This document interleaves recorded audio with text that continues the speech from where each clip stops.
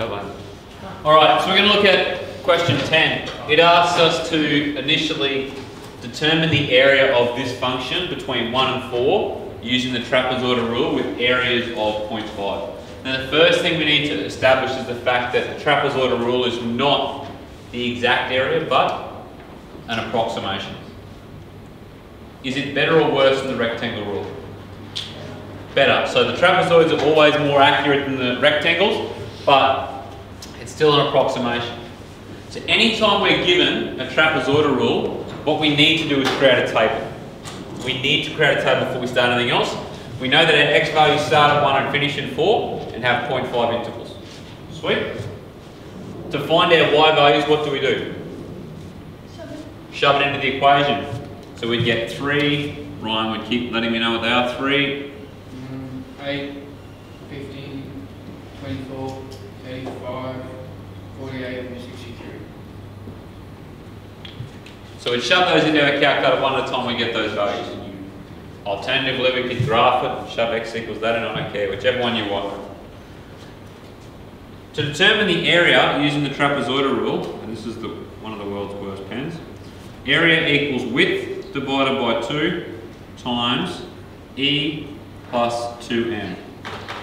Now you've got two choices. You can learn that, remember that off by heart, make it the last thing you write before you walk into an exam, or you can think about a trapezoid. Now if this is a trapezoid and it's say 3 units wide and 4 units high and 6 units high there, how would we determine the area of that trapezoid? Well, the area of the trapezoid would equal a plus b divided by 2 times our width or our height. I'll make it width just to keep it consistent. What's a and b? So what we're essentially doing is taking an average of those heights, averaging it out across the lot and making it a 5 centimetre tall rectangle. Cool? That explains where the 2 comes from. Because we're dividing by 2, we're adding all these. If I did this graph and I did lots of little rectangles, if I did this up here, 1, 2, let's just assume that's what I'm doing. These are my little rectangles. My first trapezoid would have this point and this point, correct? My second trapezoid would have this point and this point. My third trapezoid would have this point and this point. My fourth trapezoid would have this point and this point. How many times have I counted the endpoints? Once. How many times have I counted each of the midpoints? Endpoints plus 2 times the midpoints. So I could remember that, or I could just learn my equation. I don't care which way you go. In this situation, I'm almost always about understanding what you're doing, but in this situation, if you want to learn, so be it. Just know that you might miss doing something. So it's better if you understand, but if you're short on time, I understand that's a viable strategy. From here, all we're doing is shoving in our values. What's the width? 0.5. Area equals 0.5 divided by 2 times my endpoints. What value do I want for our endpoints? 1 and 4? I want my y values for my endpoints.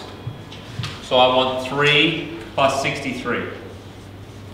Plus, this is the important part, we should have 2 sets of brackets. 2 times 8 plus 15 plus 24 plus 35 plus 48.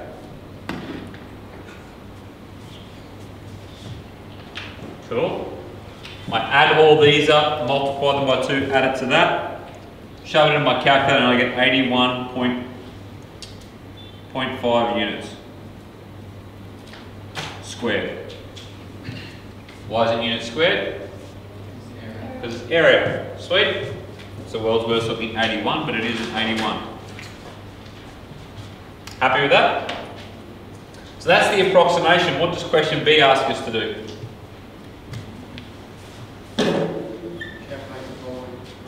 Determine the actual area. How do we find the actual area? Integrate. So we want the area equals the integration between 1 and 4 of 4x squared minus 1.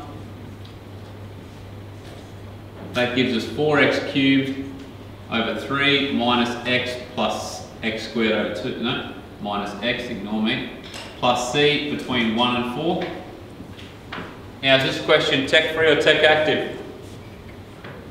Tech free. Tech active. So at this point in time I'd get my calculator out, I would have shoved this equation in, and I want everyone in the room to do this. I would have shoved this equation into my calculator, I would graph it, I would click Shift G solve, I'd go across to the integral sign, and then I'd hit the integral sign again. My lower bound is 1 and my upper bound is 4. 4x squared, you get the idea. What's the area? I want everyone in the room to get the answer before we move on. So wait, what is that? You're graphing the top function. That's the integral. No, where's the... You don't need the integral. You want to graph that function. You graph the original function, then you use the G-solve to find the integral. No. So what am I supposed to distract do it? You can. I want you to graph it though. I want you to practice graphing it. Graphing it allows us to see what's actually going on.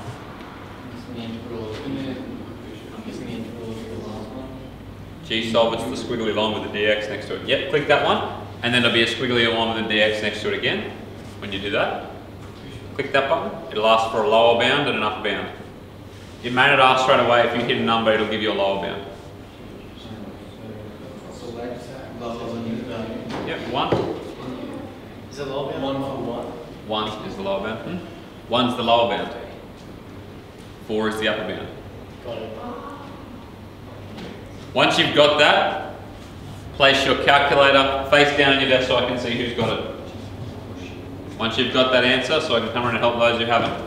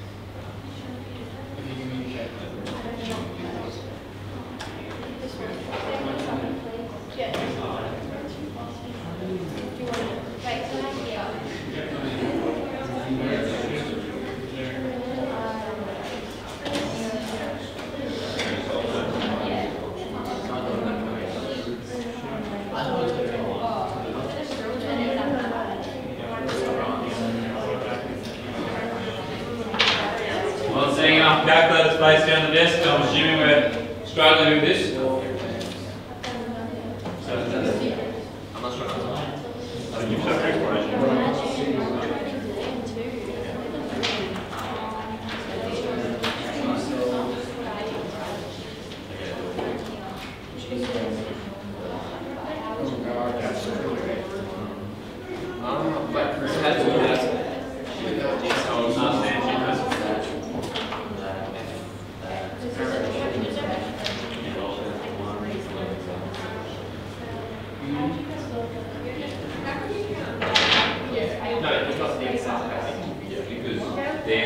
First trapezoid has got the end point and the first midpoint. The second trapezoid has got the second. Because, yeah, and like you're saying, so why don't you count these midpoints only once? Because there's, say we've got 4 trapezoids and there's 5 points.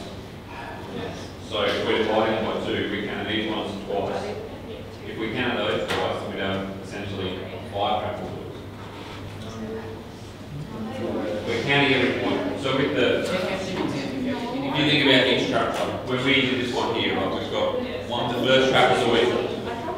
The first trapezoid is this point. The second trapezoid is this point. The third trapezoid is this point. Fourth trapezoid, fifth trapezoid. We've got 5 trapezoids with 6 dot points. So if we're doing length times width, we're essentially, we're trying to get 5 areas, and we've got 6 lengths. I'm dividing them by 2 because I'm multiplying them by 2 here. Just think of them as individual trapezoids. So the first... Yeah. Because I'm showing that I'm counting it twice.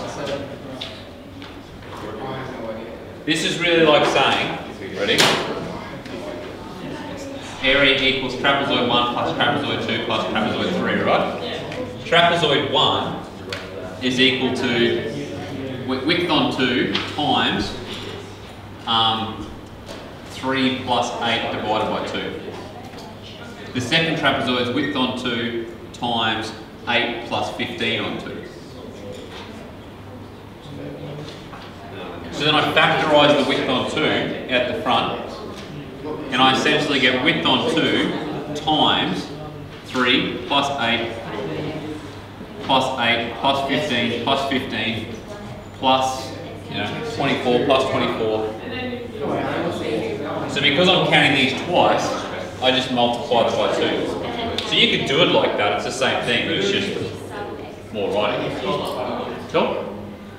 Right. I want to do this in a second, but have you did this? You know this question? Yeah. It's good. Okay. Can't do much. No, you're doing it. You got the right answer. You're doing the solver, which is fine.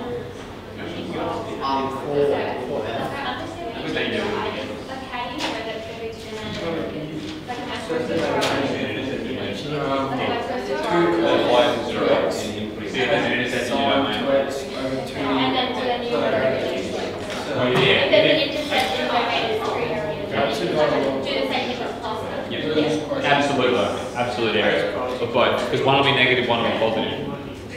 So you've got to take, if it's asking for the physical area or the absolute. Positive was, area is always positive, so you get negative. If I get negative, Yeah. Alright, so before we go any further, I just want to address this last bit, okay? So I'm going to come over the board. We're happy, most of us have got that 81 units squared. We know how to use our calculators. We're in a really good spot. I'd be listening right now. So this is question C, and it's something that you probably deal with more in science than you do in mathematics. So if you're doing science and you've done a data test, you know how to calculate error. If you don't, not all error is the same. So if we had, let's say, what's the difference between these two areas? Which one's the incorrect one? 81.5, because it's an approximation. So this is the real value. 81.5 is our approximation. Sweet? Who would say it's pretty accurate? I'd say it's a pretty accurate approximation. You're only out by a factor of 0.5. 0.5 relative to the 81 units, which is a 1/162 normally. Pretty good. Less than 1% error. If my area total was 1 though, would that be as good? So what percentage error is about is you're saying, well, what's the error relative to the size of the measurement? Because if you're out by half a unit and your total area is 1, that's a pretty significant error. You're out by a factor of half. Whereas in this situation, we're out by less than 1%. Does that make sense? So if it asks you to do with percentage error, all you need to do is say, what's my approximate minus my real, which is what we did in our head there, 0.5 is the difference, divided by the real value. Why have I got those straight lines? What's that mean? Absolute, which just means turn your answer into a positive. So here I would have, I'm going to do it red because this pen's so bad. Here I would have 81.5 minus 81 divided by 81 times 100, which would give me 0.0 0.6, oh no, sorry, 0.6. 6, I'll just make it 0.62%. Cool? Happy with that? Where would we expect to see this? What type of exam? Tech free or tech active? How do you know? Some of these things are very challenging to do without a calculator, correct? Sweet. If this sort of question wasn't a tech active exam, sorry, tech free exam, what would we have to do? Convert it into a fraction and deal with it that way. Sweet? Cool, I'll do with it. You can have 10 minutes of revision before I pull you up again.